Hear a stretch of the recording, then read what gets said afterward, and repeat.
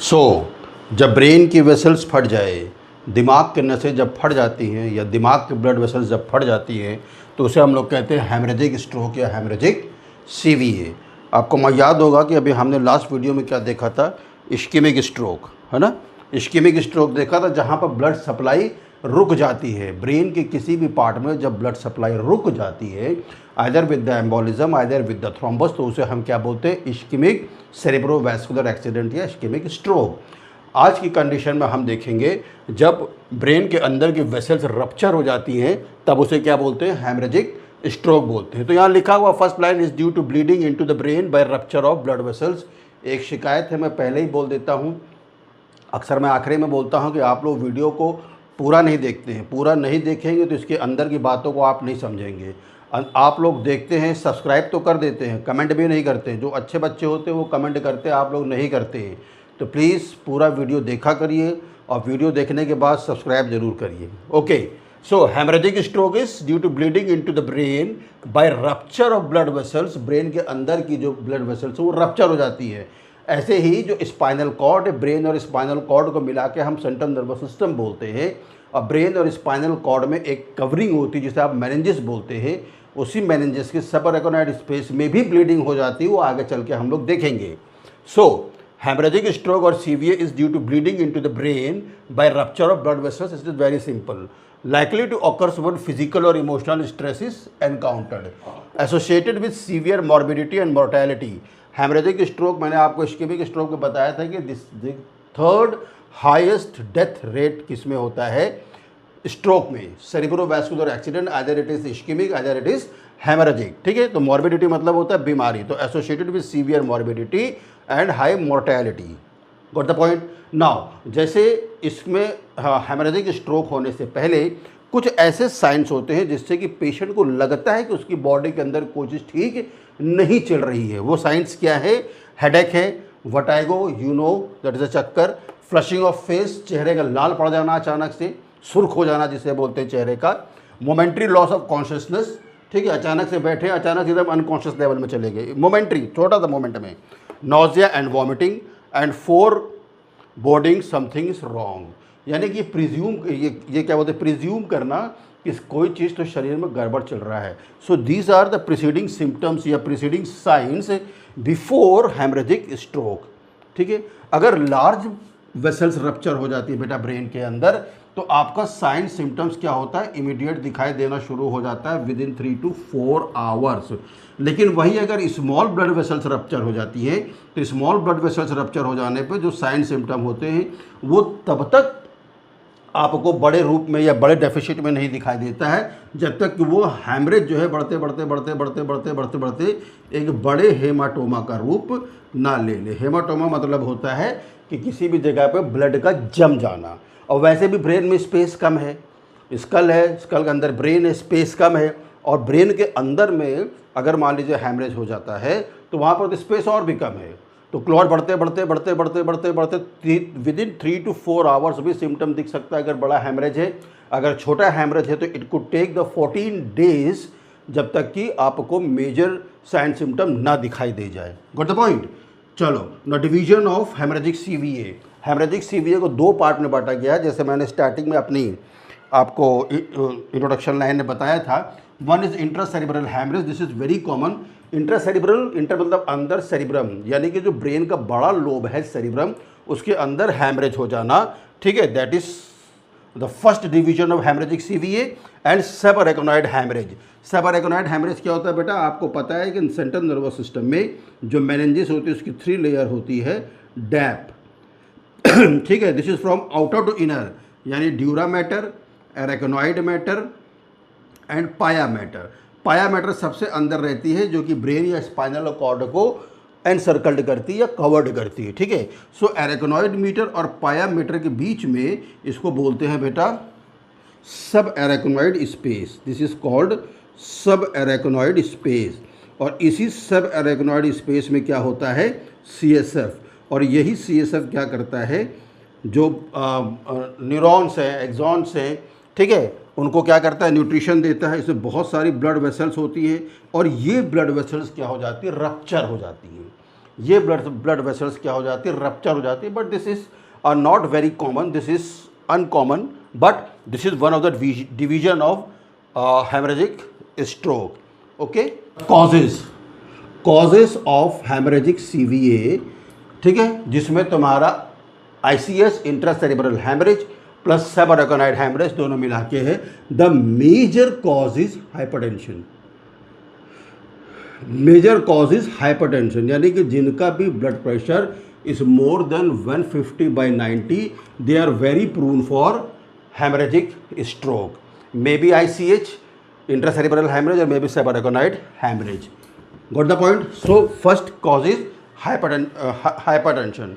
दूसरा है बेटा cerebral amyloid angiopathy, cerebral amyloid angiopathy. अब पैथी मतलब समझ गए, यहाँ पर क्या है, डिजीज़ है या बीमारी हो रही है। एमाइलॉइड इज़ अ बेटा प्रोटीन, ये एक प्रोटीन है, ठीक है। इस प्रोटीन का जो डेपोजिशन होता है, the deposition of this protein is higher.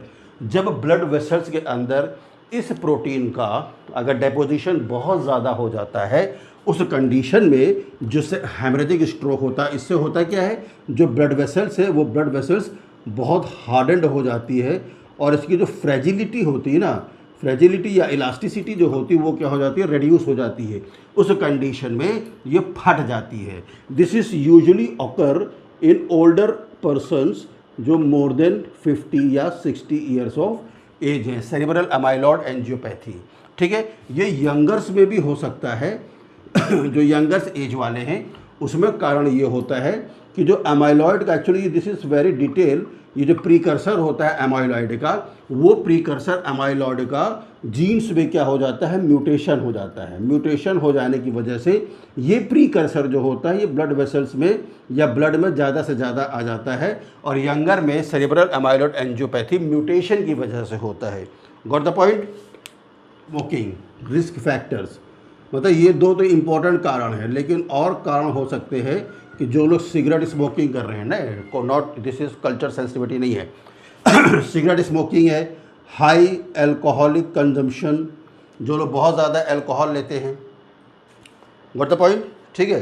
Chronic liver disease, कोई भी क्रोनिक लीवर डिजीज़ है, ALD एल्कोहलिक लीवर डिजीज़ है, सिरोसिस ऑफ लीवर है, इस किसी भी कंडीशन में स्ट्रोक हो सकता है।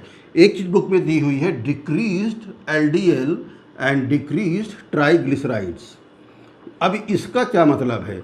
ऐसे तो LDL और ट्राइग्लिसराइड्स जो है दे आर बैड फैट्स हैं और इसकी जो अधिकतम होती है, इफ़ अगर ये अपने जो नॉर्मल रेंज से अगर अबव हो जाता है, बहुत ज़्यादा हो जाता है, तो एथेरोस्क्लेरोसिस होने के चांसेस रहते हैं। Got the point? तो जिस तरीके से अमाइलॉइड जो होता है वो ब्लड वेसल्स को हार्डन्ड कर देता है, उसी तरीके से बढ़ा हुआ LDL और बढ़ी हुई ट्राइग्लिसराइड्स वो भी ब्लड वेसल्स को क्या कर देती है, हार्डन्ड कर देती है। उसकी इलास्टिसिटी और फ्रेजिलिटी क्या हो जाती है, ख़त्म हो जाती है। तो इसका मतलब ये डिक्रीज़ है, कम है, नॉर्मल से कम है, तो बहुत अच्छी बात है। तो फिर क्यों ऐसा होना? ऐसा इसलिए होता है बेटा कि यहाँ पर जो इलास्टिसिटी होती है वो इलास्टिसिटी इतनी ज़्यादा इंक्रीज़ हो जाती है कि एक गप से प्रेशर, वैसे कोई रबर बैंड है, इतना तनेगा तो ठीक है, लेकिन जब इतना तान दो उसको तो क्या हो जाएगा, टूट जाएगा। So when there is a decreased amount of LDL and triglyceride, they are both bad cholesterol, जब ये नॉर्मल से कम हो जाते हैं तो जो ब्लड वेसल्स होती है ब्रेन की, उनकी इलास्टिसिटी या फ्रेजिलिटी क्या हो जाती है बेटा, बढ़ जाती है, इंक्रीज़ हो जाती है। उस कंडीशन में ये खटाक से क्या हो जाती है, रप्चर हो जाती है। So this is one of the, ठीक है। उसी तरीके से सिंपैथोमायोमैटिक्स एक ग्रुप ऑफ ड्रग्स है जैसे कोकेन, ठीक है। कोकेन जो लोग लेते हैं, कोकेन है, हीरोइन है, एम्फेटामाइन है, ये सारी क्या सिंपैथोमायोमैटिक्स है ना, जो मतलब जिसको ड्रग अब्यूज़ हो गया, उस कंडीशन में भी चूँकि निकोटीन का लेवल इतना ज़्यादा बढ़ जाता है कि जो ब्लड वेसल्स की इलास्टिसिटी होती है वो क्या हो जाती है, एकदम अपने चरम पे पहुंच जाती है, पीक पे पहुंच जाती है और वो क्या हो जाता है, रप्चर हो जाता है। You got my point? चलो, देन ओल्ड एज में तो सभी चीज़ें वैसे भी लो हो जाती हैं, ठीक है।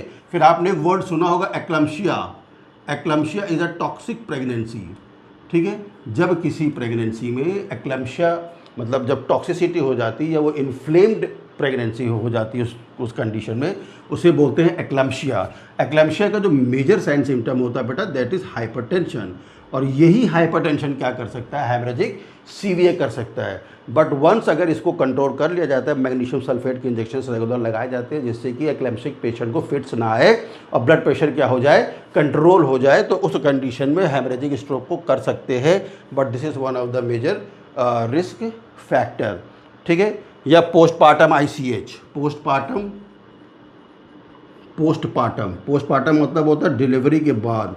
डिलीवरी के बाद अगर हाइपरटेंशन है तो इंट्रासेरिब्रल हेमरेज हो सकता है, ठीक है। ट्यूमर्स, ऐसे ट्यूमर्स जो कि ब्रेन में क्या कर सकते हैं, ब्लीड कर सकते हैं, फॉर एग्जांपल हिमेंजियोमा, ठीक है। So these are the tumours which can cause bleeding into the brain and cerebrovascular accident, that is haemorrhagic CVA, ठीक है। एसएच की अगर आप एसएच की बात करें तो उस कंडीशन में हाँ aneurysm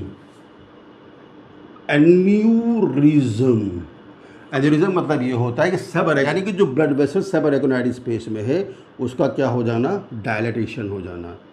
this is called aneurysm. When the arteries are dilated, जब डायलेट हो जाती है आर्टरीज बेटा तो इसको क्या बोलते हैं, दिस इज कॉल्ड एन्यूरिज्म, ठीक है। तो अब होता है कि यहाँ पर ब्लड जमता जाता है भाई। अब ये इसका कैलिबर है, इस कैलिबर से ना निकल के अब इसको ये बड़ा तुमने एरिया कर दिया है, यहाँ ब्लड जमता जाता आगे बढ़ता भी जाता है। एक समय ऐसा आता है ये क्या हो जाता है, रप्चर हो जाता है। तो सबअरेगोनाइड स्पेस में जो सबअरेगोनाइड हेमरेज है उसमें सबसे इंपॉर्टेंट कॉज क्या है बेटा, एन्यूरिज्म का रप्चर हो जाना, ठीक है।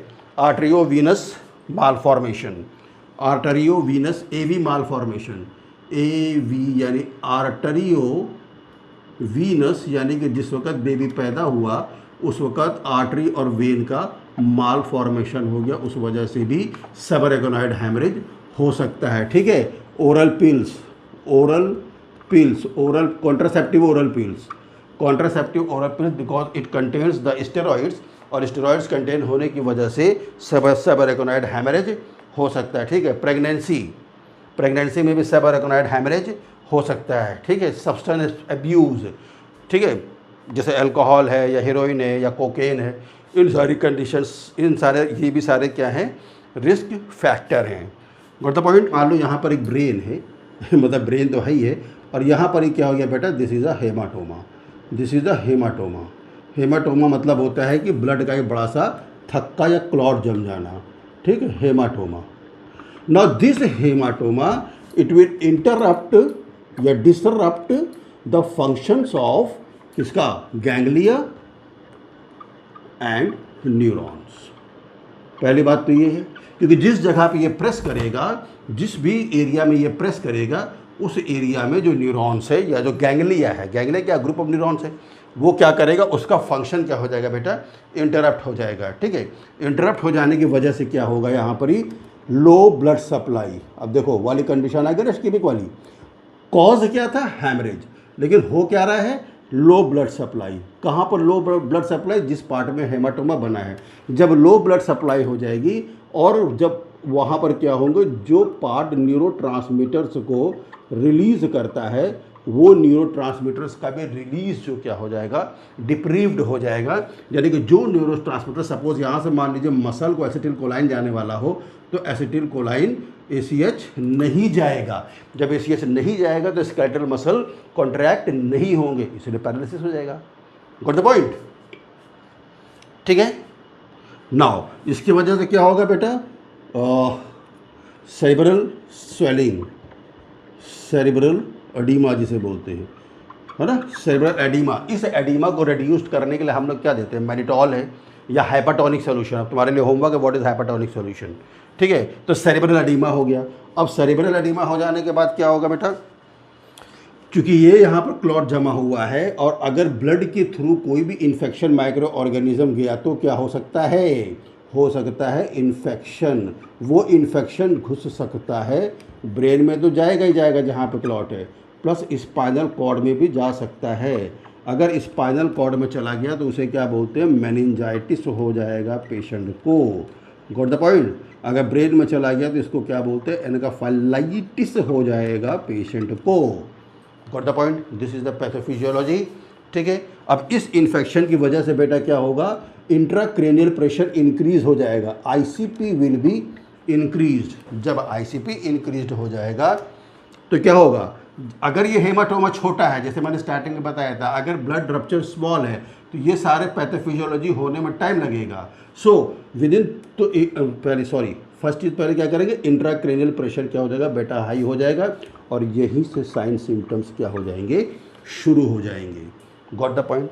स्टार्टिंग में मैंने आपको बताया था कि ये जो हेमाटोमा बनने में 3 से 4 आवर्स लगते हैं and it takes up to 14 days. अगर बड़ा हेमाटोमा है, बड़ा रप्चर है, तो 3 से 4 घंटे में साइन सिम्टम शो कर देगा, और अगर स्मॉल रप्चर है बेटा तो वो धीरे धीरे ऊजिंग होते होते 14 डेज ले लेगा और एक बड़ा हेमाटोमा को बना देगा। You got the point.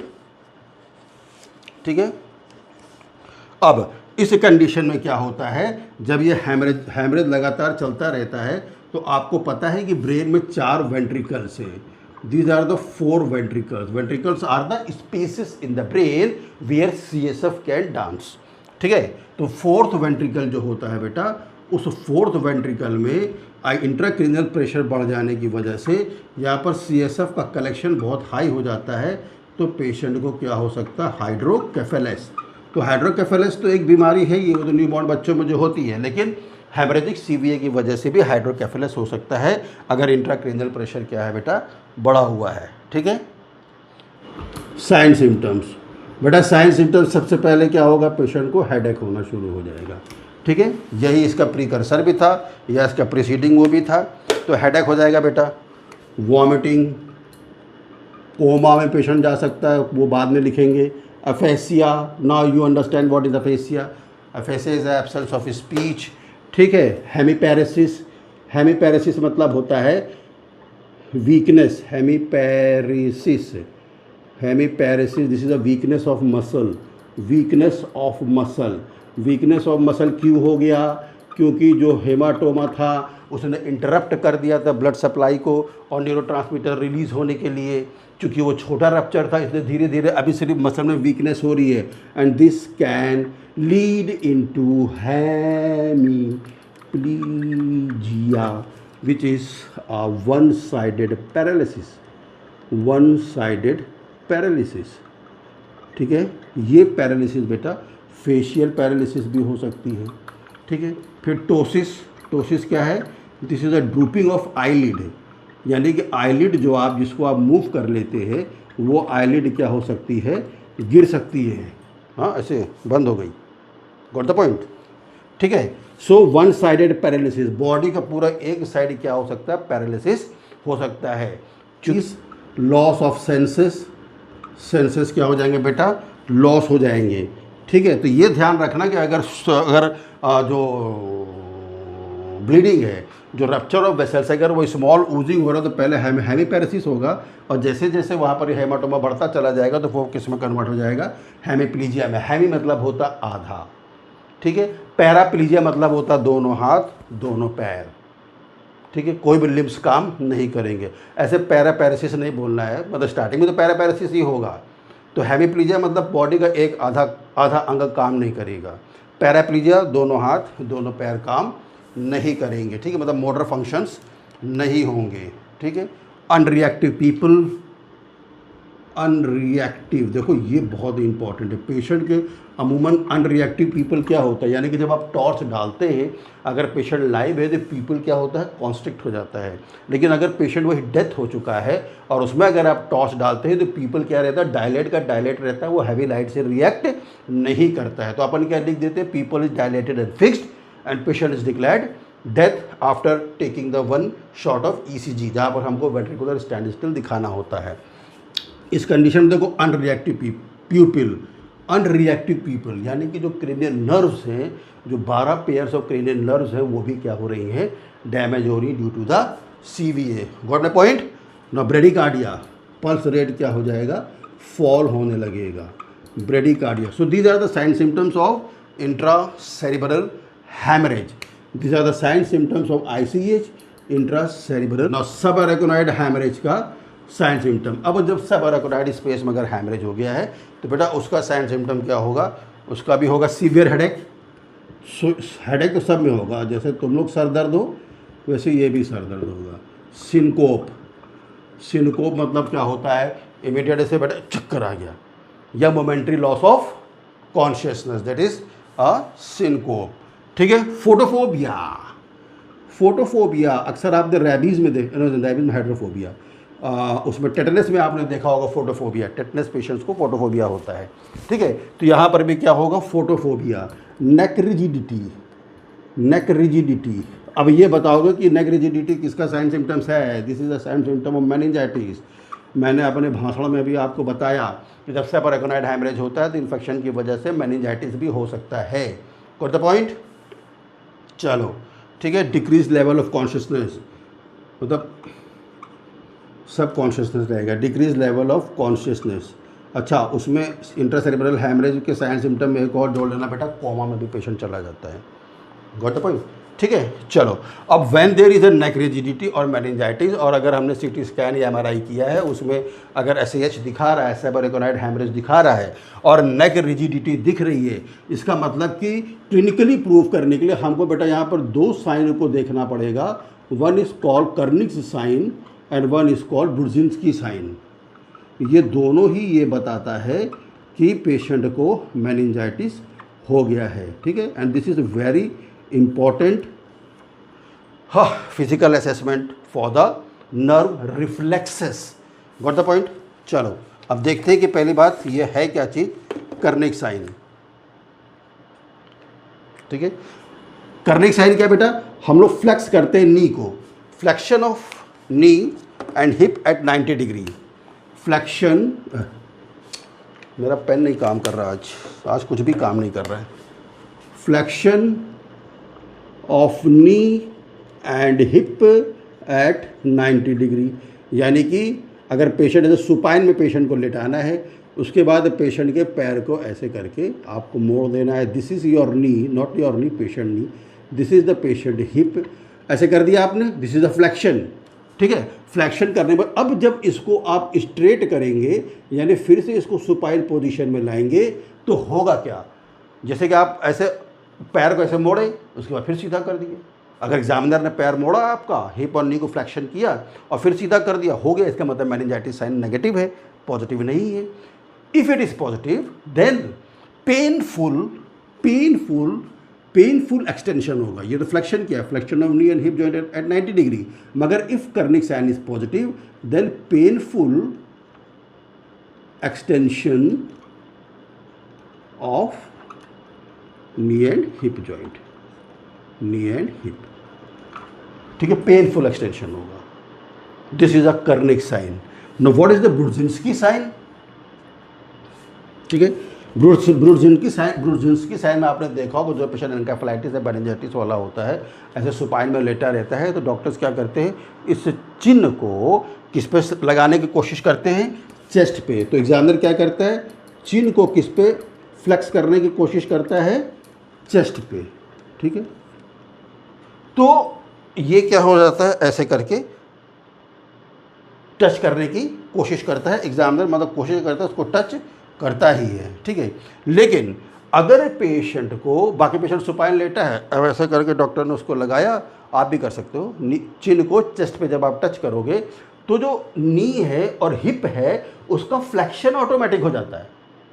Got the point? When the examiner tries to chin और नेक को, जब चिन को फ्लेक्स करके चेस्ट पे सटाने की कोशिश कर जाता है, then there is a involuntary flexion of, देखो involuntary flexion of knee and hip. Automatic हो जाता है जबकि उसको कोई कर भी नहीं रहा है. So this is a Brudzinski sign.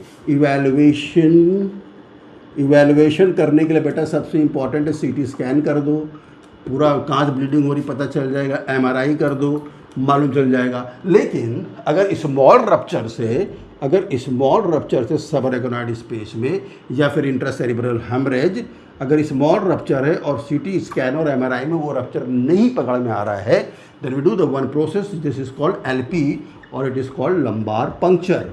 Lumbar puncture में ये होता है बेटा कि सबरेकनॉइड स्पेस में एक लंबी नीडल डाली जाती है और सीएसएफ उससे निकलता है। क्या होता है? सीएसएफ उससे बाहर निकलता है। क्योंकि सीएसएफ तो क्लियर वाटरी है, अगर वो येलोइश अपीयरेंस हो रहा है सीएसएफ का, ऐसे तो सीएसएफ क्या है? क्लियर, एकदम वाटरी, साफ सुथरा, एकदम मस्त पानी जैसा है, ठीक है। लेकिन अगर येलोइश अपीयरेंस हो रहा है लंबार पंक्चर करने पे, इसका मतलब क्या है कि कहीं पर ही सबरेकनॉइड हैमरेज है। लेकिन इंट्रासेरिब्रल हैमरेज में भी वो आता है एलपी करने पे। ये इस कंडीशन पे होता है जब सीटी स्कैन और एमआरआई डिटेक्ट नहीं कर पा रहे हैं। Got the point? Management number 1, जब मेन कॉज हाइपरटेंशन था तो हाइपरटेंशन को मैनेज करो। मैनेजमेंट ऑफ हाइपरटेंशन यानी कि जिसका भी ब्लड प्रेशर 150/90 से ऊपर है उसको 150/90 तक मेंटेन करके रखो, ठीक है। उससे नीचे हो जाए तो अच्छी बात है, मगर अगर यहाँ तक तो आपको लेकर आना ही है। Got the point? चलो दूसरा क्या करें? जो इंट्राक्रेनियल प्रेशर बढ़ा था हमारी पैथोलॉजी में, उस इंट्राक्रेनियल प्रेशर का मैनेजमेंट करना है। कैसे मैनेज करना है? इंट्राक्रेनियल प्रेशर बढ़ जाने की वजह से सेरिब्रल एडीमा हो जाता है, सेरिब्रल एडीमा। इस एडीमा को रिड्यूस करना है। रिड्यूस कैसे करेंगे? हाइपरटोनिक सोल्यूशन देके, ठीक है। हाइपरटोनिक सोल्यूशन जिसमें से एक आता है मैनिटॉल, तुम लोग जानते हो मैनिटॉल 300 ml एडल्ट डोज है, ये एक बार में 1 शॉट दे दिया जाता है। या फिर हाइपरटोनिक सोल्यूशन, अब ये तुम बताओगे कि ये हाइपरटोनिक सोल्यूशन क्या होता है। पहली बात तो टॉनिक क्या चीज़ होती है, मतलब पीना टॉनिक नहीं। That depends upon the salinity of your blood और the salinity of the CSF। ये यानी कि जो CSF की सैलिनिटी है दैट इज़ मान लीजिए 0.9% है पर 100 ml, ओके। तो यहाँ पर उस टोन से ज़्यादा दिया जाता है इंट्राक्रेनियल प्रेशर को रिड्यूस करने के लिए, जिससे सेरिब्रल एडीमा रिड्यूस हो जाता है, ठीक है। ब्लड को रोकने के लिए बेटा हीमोस्टैटिक थेरेपी देते हैं। Third, haemostatic therapy. Haemostatic therapy में what you can give vitamin K, you can give prothrombin injections, all these things. अच्छा, अब तुम कहोगे कि लास्ट से विटामिन के एंड प्रोथ्रोम्बिन ये दोनों हीमोस्टैटिक इंजेक्शन हैं, ये देना है जिससे कि जो इंट्रासेरिब्रल वो हो रहा है ब्लीडिंग, वो ब्लीडिंग क्या हो जाए? रुक जाए, ठीक है। उस फिर क्योंकि सीजर्स भी होते हैं, झटके भी आते हैं, तो एंटी एपिलेप्टिक ड्रग्स भी आपको देना है, ठीक है। बड़ा हेमाटोमा है बेटा, तो उस हेमाटोमा को आपको क्या करना पड़ता है? इवैक्यूएट भी करना पड़ता है। उस हेमाटोमा को अपने को निकालना भी पड़ता है। तो उस हेमाटोमा को निकालने के लिए कुछ सर्जरीज होती हैं, जैसे कि क्रेनियोटमी करना, क्रेनियोटमी प्लस इवैक्यूएशन ऑफ हेमाटोमा,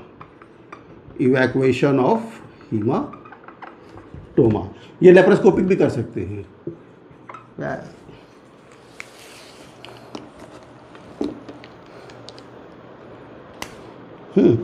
इसको बोलते हैं endoscopic aspiration. Endoscopic aspiration of haematoma. एक होता है स्टीरियोटेटिक एस्पिरेशन ऑफ हेमाटोमा, ठीक है। क्रेनियोटमी करके भी मैकेनिकली क्या कर सकते हैं? हेमाटोमा को हम लोग निकाल सकते हैं, ठीक है। फिर कैथेटर एस्पिरेशन, आप बहुत बड़ा नहीं करना चाहते हैं तो कैथेटर भी आप डाल दीजिए और उस कैथेटर से भी क्या कर सकते हैं? एस्पिरेशन। देखो सब में वर्ड यूज़ हो रहा है एस्पिरेशन, यानी इन सबको सक आउट करना है।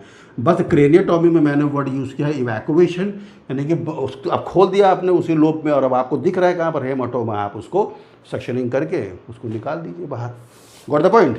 अब इसमें बेटा इंपॉर्टेंट चीज़ बचती है नर्सिंग केयर, क्योंकि यहाँ पर नर्सिंग केयर के लिए हमने आपको उसमें क्या बोलते हैं इस्केमिक सेरिब्रोवैस्कुलर एक्सीडेंट हमने बताया था, लेकिन उसमें मैंने आपको पैरालिसिस का नर्सिंग केयर नहीं बताया था। तो इसके लिए मैं एक अलग वीडियो बनाऊंगा कि आपको जब पैरालिसिस हो जाता है पेशेंट को, क्योंकि इसमें ज़्यादा प्रून रहता है, उसमें भी प्रून रहता है पैरालिसिस के लिए, उस कंडीशन में नर्सिंग केयर क्या देते हैं, उस नर्सिंग केयर को आपको एक अलग वीडियो बनाऊंगा, सिंपल सी छोटी सी, आप उसको फॉलो करेंगे या आप उसको देखेंगे, ठीक है।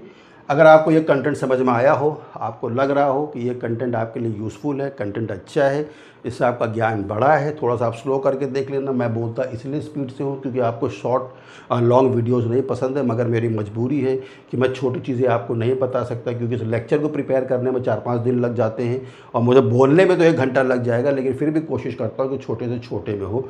तो रिक्वेस्ट ये है कि आप लोग पूरा वीडियो देखिए, चैनल को लाइक करिए, सब्सक्राइब करिए और कमेंट ज़रूर करिए। Thank you.